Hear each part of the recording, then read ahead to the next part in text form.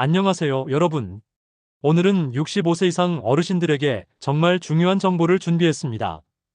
바로 65세 이상도 실업급여를 받을 수 있는지, 그 조건과 방법에 대해 알려드릴게요. 정말 받을 수 있냐고요?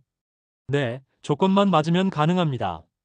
자, 그럼 지금부터 누가 받을 수 있는지, 어떤 경우에 받을 수 없는지, 그리고 어떻게 신청하는지 하나하나 차근차근 설명드릴게요. 첫 번째, 실업급여가 뭔가요? 실업급여는 회사를 다니다가 비자발적으로 퇴사한 사람이 새로운 일자리를 찾는 동안 정부에서 일정 금액을 지급해주는 제도입니다.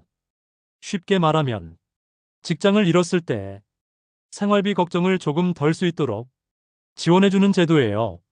단, 무조건 다 받을 수 있는 건 아니고 고용보험에 가입하고 일정 조건을 충족한 경우에만 받을 수 있어요. 두 번째, 65세 이상도 실업급여 받을 수 있을까? 정답은 경우에 따라 받을 수 있다입니다. 자세히 설명드릴게요. 첫째, 만약에 내가 65세 전에 일자리를 구해서 고용보험에 가입했고 그 일을 계속해서 해오다가 65세 넘어서 퇴사했다면 실업급여 받을 수 있습니다. 예를 들어 64세에 입사해서 67세에 퇴직한 경우 조건이 맞으면 실업급여 신청이 가능합니다. 둘째, 하지만 65세 이후에 새로 취업해서 그때 처음으로 고용보험에 가입한 경우에는 실업급여를 받을 수 없습니다.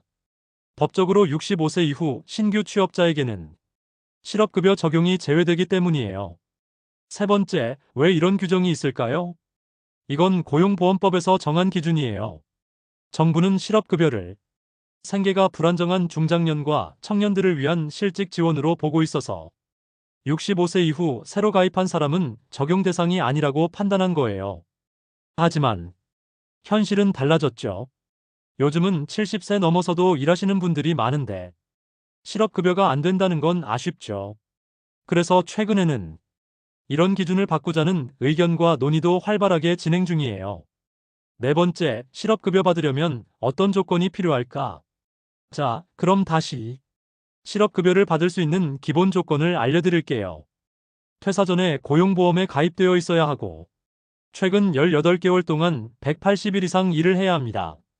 자발적으로 그만둔 게 아니라 권고사직이나 계약 만료 등 비자발적으로 퇴사해야 합니다.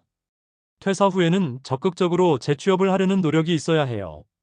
이 네 가지 조건을 만족해야 실업급여를 받을 수 있습니다. 다섯 번째, 어떻게 신청하나요? 실업급여는 퇴사 후 바로 신청하는 게 아니라 먼저 워크넷에 구직 등록을 하고 고용센터에 가서 수급 자격 신청 교육을 받아야 해요. 그리고 신청한 날짜 기준으로 7일의 대기 기간이 지나면 그때부터 실업급여가 지급되기 시작합니다.